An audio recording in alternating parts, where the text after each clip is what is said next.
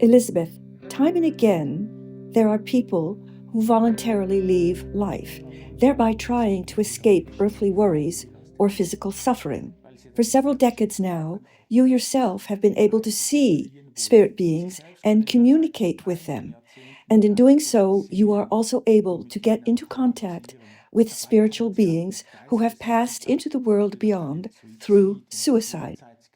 What are the consequences for those affected?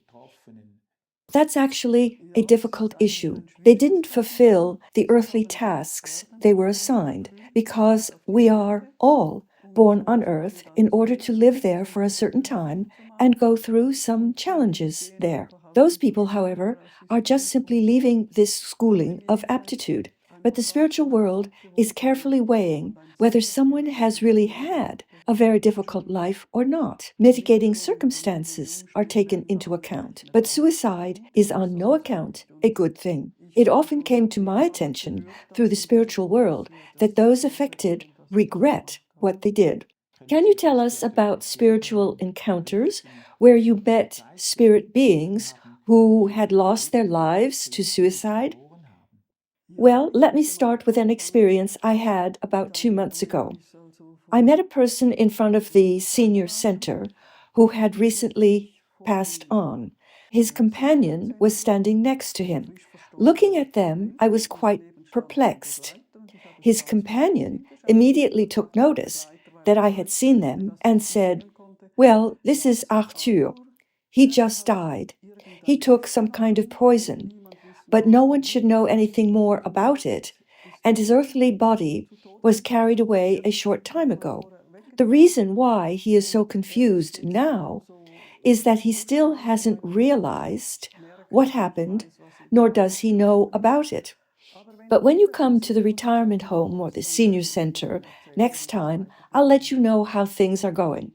And when I again had to pay a visit there 2 weeks later, he was already waiting for me in the entrance area. I was very happy about that. And he said, "Well, it happened like this. I accompanied him back to his room, his small apartment in the retirement residence, and there he was listening to what the nursing staff was talking about. And after a while then, there was a little funeral celebration, but with neither music nor prayer, nothing like that. Someone just gave a review of Arthur's life, whereupon Arthur turned to me, saying, 'Well, I didn't see myself in life the way it was described.' But he himself didn't comment on it any further.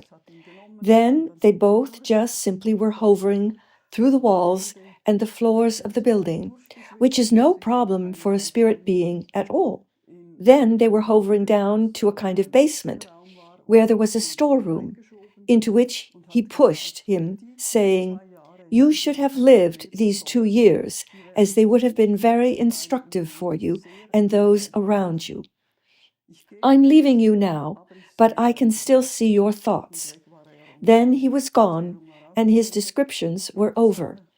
This was a pretty new experience for me. So you shouldn't put an end to your life, not even in advanced age, not even when you are ill. Free will is man's highest gift. So we cannot presume to judge from outside, because we cannot know how miserable the person might have felt who committed suicide. But concluding from other stories and from my own experience, the time that has been written in the life plan must be served somewhere. Maybe this is more or less troublesome. Each case is quite different. Can you give me other examples? Of course. It's also an issue having to do with a senior citizen. When I went for a walk, a relatively recently deceased person was sitting in a meadow next to a house. And when I looked at him, he told me on his own initiative that he had voluntarily departed this life, but that no one else, except his family, knew this. He then arrived in an otherworldly plane with a strange sandy soil, where someone from his village, who had already passed on a few years previously, came up to him, telling him a bit snippily what the custom was over there and how everything should be, but that he didn't like this at all, and that he didn't like this deceased person either. Then he was drawn back to his house and to his familiar territories. But he immediately realized that he wasn't allowed to go into the house. Somehow he felt that very strongly. He then sat down in the meadow, lingering a bit there, and at some point he thought, "Oh, this weird dream should finally be over." Thereupon a being appeared who brought him a large picture with his urn on it, and the being then took a kind of glowing stick, using it to illuminate his name on the urn. Not a word was spoken. The being just simply disappeared again. He then continued sitting there. There was thick fog everywhere, so everything was very unpleasant. And he thought by himself again that this weird dream should finally be over. Whereupon the being returned, took the glowing stick, and once again illuminated it with his name. The being had also spoken to him once about how long he would have had to live on earth, but he was so confused and annoyed about his living on that he didn't really grasp how long he still would have had to hold on. I then told him that unfortunately I had to leave, but without asking him how things were going in general. And he then said that in his earthly life he used to have a certain level of pain, and that he still had it, and that he always used to feel a bit cold. I then wished him well. Thereafter, I really had to leave. It was not long ago that this incident happened. What should we do? What are we supposed to answer? It's quite difficult. Did you have still another encounter? Yes, and this was something affecting me quite deeply. While we were away, we were told that a woman, a very fun-loving, friendly woman, had gone to the Hereafter voluntarily. Afterwards, I asked a friend of mine what the story was, because this woman always used to be such a friendly saleswoman. Why would someone do something like that? And she told me, well, when she was no longer a saleswoman, she switched to elderly care, and there too she was very much liked. She used to be friendly, courteous, but we knew she was suffering from depression, so she finally put an end to her life. All of this really bothered me, so I meditated a bit, thus mentally approaching her. Then I saw her. What was special about this was that she somehow seemed to turn away, this being indicated by a kind of bridge construction with her sitting inside of it. And she was looking at me, crying. And I used to be so touched by such a thing. I found her crying several times. And at some point I thought, what, after all, can I say? I tell her to pray. So I said to her, Laetitia, we should just pray together. But she replied, I'm Catholic, you're esoteric. No, praying with you, that's not possible. And I replied, but I worship God. I worship Jesus Christ. I love the angels who help us everywhere here on earth. They are all the time supporting us. I love the angels in the spiritual world because they are the staff of God and Jesus Christ. So I'm not esoteric. And another time I managed to get her to pray. And as I was holding her by both of her hands, she was even able to break free from her initial reserve. So I can really feel when someone is sort of paralyzed. And then we recited the Lord's Prayer very devoutly. And when we had finished, her companion, whom I had never seen before, was standing next to her and took her by the hand. Suddenly, they were gone. And this then was actually okay for me, but later on I somehow engaged with it again. Also, with respect to what you said, that is, that we need to know more about this issue. So I then asked my guardian spirits, can you bring me some spiritual video of her? I would like to know how things are going for her. And at some point, in a quiet hour, they brought this image quite unexpectedly, where she was in an otherworldly plane, sitting in the center of a large green cloth. I contacted her, and she perceived it. So she then said in her proud attitude, which she used to always have, also when she was still alive, it's better, but not very good yet. Whereupon I withdrew again. But it still kept me involved, because I thought she might now be sitting there, biding her time for many years. That's why I intended to bring her something to think about, and I wondered whether I should perhaps write her something or give her a thoughtful task in order to keep her interests alive as to the divine.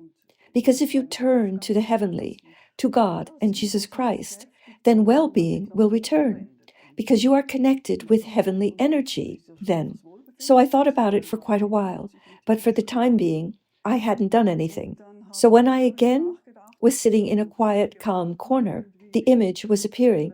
It was hovering along through the air in the form of two thick, very old books, whose covers were held together by wood, the wood having 2 times the shape of a U, thereby stabilizing the covers.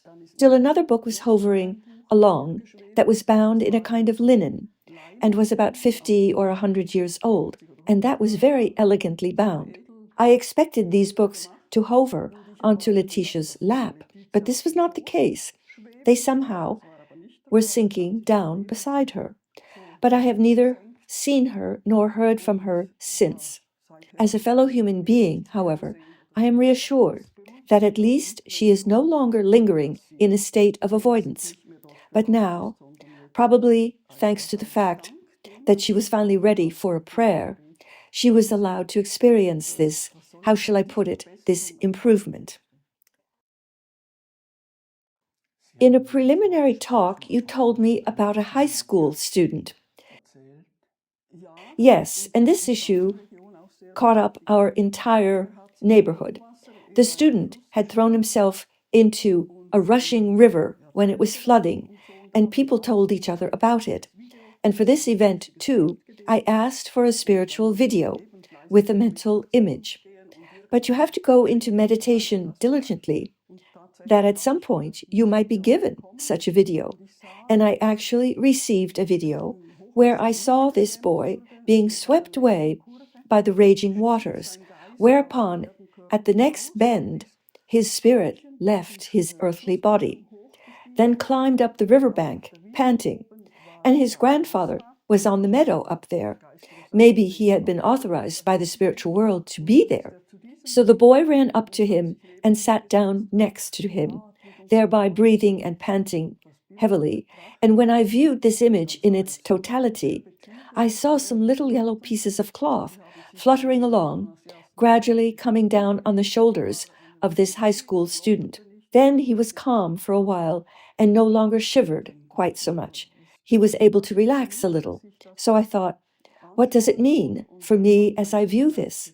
Whereupon my guardian spirit said that in the entire circle of relatives and acquaintances, there was only one person who prayed for this student.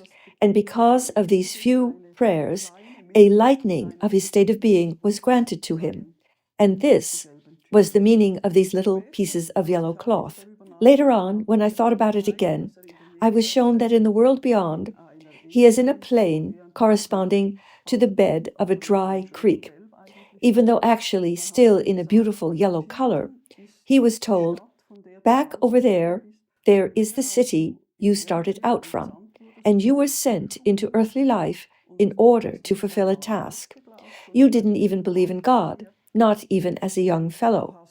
So you missed this chance, and now you have to stay here. There was also a group of young lads there looking like street urchins. 8 young lads who probably had also committed suicide. I don't know. But he used to separate himself from them by constantly standing a little to the side.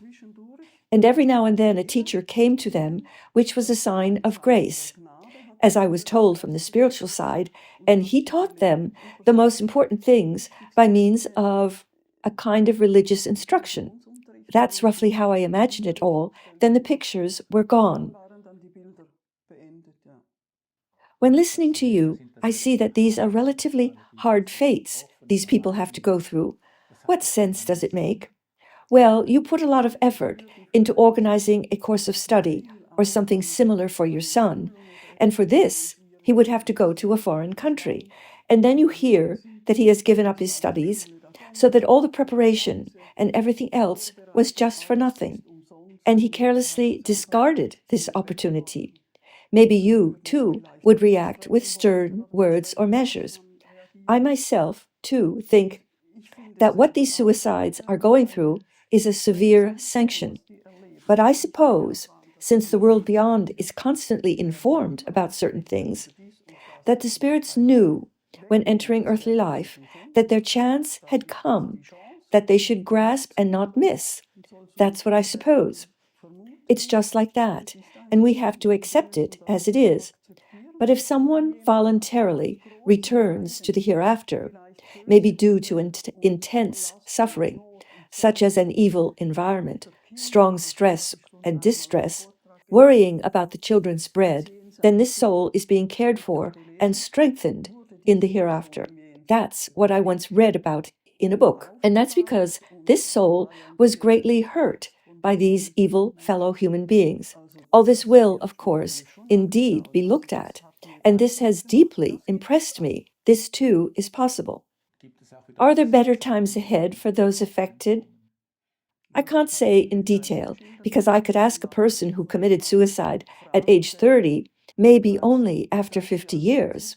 I haven't received any images yet of such experiences, even though the prayer that I sent to the woman I told you about has been received. This happened a few years ago. Nevertheless, she is presently still in a twilight sleep. We don't know exactly, but I think heaven is kind. Heaven is fair. What's also important to know is that this was one of some other lives on earth. And if we had more information about this here on earth, we would more likely tolerate suffering, pain, and strange things, knowing that there will be better incarnations. And this is something we have already heard about also. It's difficult, and I don't presume to judge. When people who have lost someone to suicide hear about such reports, isn't it stressful for them? Yes and no. At least they know that the person is still living on and is also being looked after in the afterlife. You will hear something about this afterwards. I still have another interesting story concerning a student. So you will be amazed at how much the suicides are looked after, just simply in keeping with the overall situation. What's also important to know is that the deceased have no concept of time in the hereafter. Time is completely different from that on earth. And some people can't even estimate in terms of time how long they have just only been dozing a bit, or just having to sit in a lonely plane. Time over there is completely different. So tell us the story about the student that you just mentioned. So, okay, and this was actually a very stressful story. Where I live, there was a rumor that a student had committed suicide, but others, in turn, said this wasn't the case, rather that he had had an accident. Thus the rumors kept circulating. A neighbor, however, told me that this student actually used to always do very dangerous things when he was still at school. But she also said that she didn't know exactly, and thereupon, since we were somewhat interested in the topic, I again asked for some images. And in the very first picture, I saw the student flying through the air and then crashing into a meadow. And at exactly the same time, his spirit left his body. And now he was standing there, and next to him was his spirit guide, seriously accusing him, saying, "For the second time now, you have done something very dangerous. It's not good to risk your life. You are not allowed to do that." After a while, some earthly helpers came across the meadow with spotlights, apparently looking for an injured person. The next picture showed him being taken to the hereafter, where he came to a plain with an area like, again, yellow clay, I'd say, where he was told, "Back over there, you can see where you started from, but you cannot return anymore to your spiritual home from where you were sent for this task. You have to stay out here now. You must not do things like that, because it means putting your life at risk, throwing your life away." Then he had to sit there alone, until at some point another picture showed his spirit guide coming to him, saying, "Come on, we have to go to your funeral celebration." And he said this quite sternly, so he took him with him. The next picture, then, was showing him in the church at his own funeral celebration. A kind of privacy screen had been put up so that he could only see his parents and siblings, who were sitting in the first row. Further back, everything was covered by this screen, and in the front, he could only see the priest, the flowers, the urn, but the lectern was covered as well. And it was like this that he witnessed his funeral celebration. And the guardian spirit said, he doesn't hear the funeral oration. He doesn't hear all that. He then went back with him, and at some point I asked, could I get in touch with this deceased? Because it all was touching me very much. Also, what this neighbor of mine had said, and that's why I was very involved in this matter. And then he made it possible for us to go closer to this student. And when he saw me, he said quite angrily, I demand a new life on earth. And the next time he said, I'm asking for a lawyer. I need a lawyer. And we didn't know how to react until his spirit guide came from the side saying, yes, you'll get a lawyer, but I'm telling you, from the mental picture, you can see exactly how many thoughts you had when you told me that you just wanted to have an adrenaline rush and not commit suicide. Everything will be looked at very thoroughly. You will get a lawyer, but you will still have to wait a little while longer. I was still very concerned about this, and further on, we were allowed to meet him again.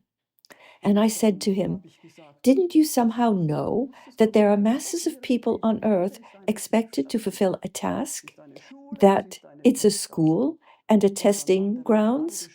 Whereupon he shouted at me, we were never, never, ever told this. And he was extremely upset about that.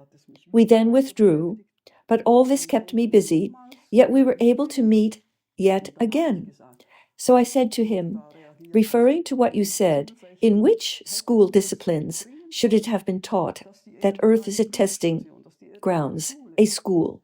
And he replied, I thought about it for a long time, very thoroughly. This should be integrated into all disciplines for us young people to get a new worldview. Everything would be completely different then. It should be taught in all disciplines. Thereupon, he again said, never, never, ever were we taught that. And this was an incredible outrage, a grief, a pain in his soul. Elisabeth, explain another thing to me. You said you were brought to this boy. How should we imagine this?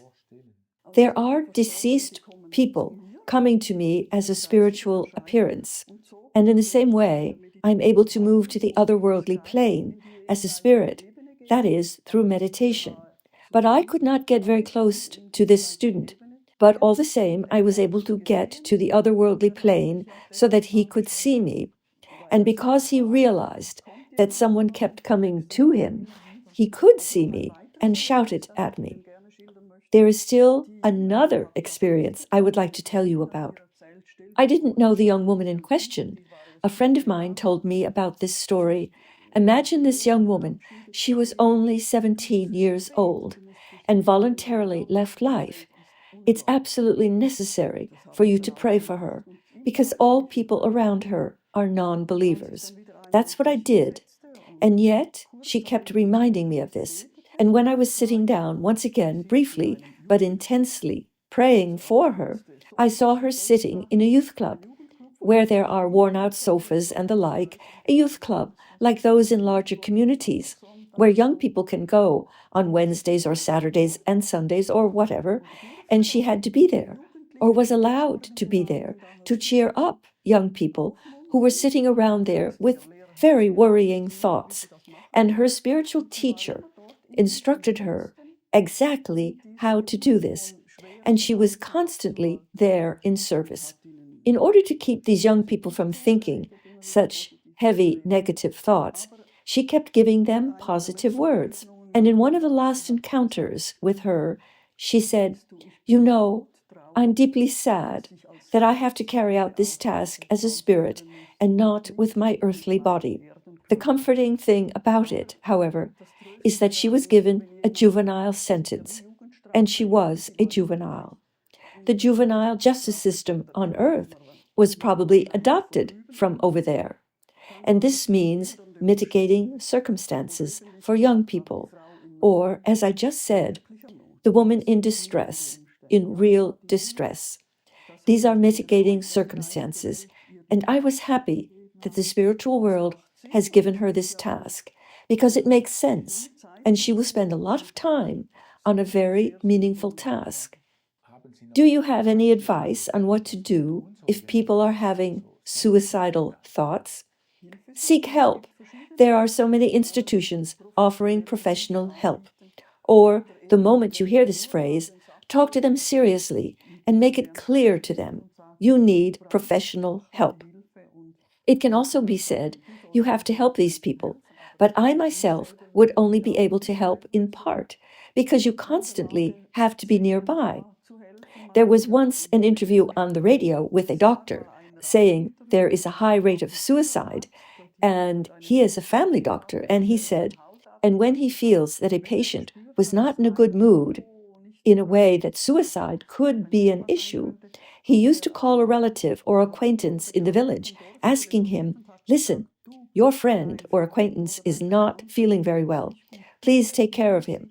So, due to his knowledge of medicine, he just knew that this patient was in need of a good friend or someone who would listen to him, someone who would respond to him. Because when people are lonely, no one can realize when things are getting difficult for them. Loneliness is, of course, a difficult issue too. What conclusions do you draw when you hear things like that about people who have committed suicide? First of all, I would say that people should be better instructed about what they are on earth for. In this case, there would be a completely different perspective on things. I'm going through a difficult phase presently, but I know that I have to get through it, whereupon better times will come again. In the past, all of this fell more or less within the competence of religion, but this is largely no longer the case today. But definitely people should know about things like that, and it is surely somehow intended from on high that we here on earth know about this. From what you say and describe, one gets the impression that everyone has an earthly task they have to fulfill. Is this indeed meant that way? Quite definitely. There is a carefully prepared plan. There are still some other possibilities in this earthly life. For example, life counseling, where the therapist can almost mediumistically feel out in which direction a person should develop. We are talking to these people about their task in life or their life plan, and there were also books about this in our exercise group. You can also transition meditatively into the world beyond. They are looking at your life plan with the permission of your guardian spirit. We were discussing about whether we should do something like this. We came to the conclusion that we didn't want to know about it at all. You just proceed step by step, go through the trials in stages. And that way, it's not all that difficult, is it? What is certain is that everyone has a precise scheme of life. An American life coach who has also received many spiritual inspirations said that the majority of his clients use their energy to swim against the tide rather than moving with it. That is, doing what is intended for them in their individual earthly plan. I thank you so very much for this interview, and I thank you, Franz,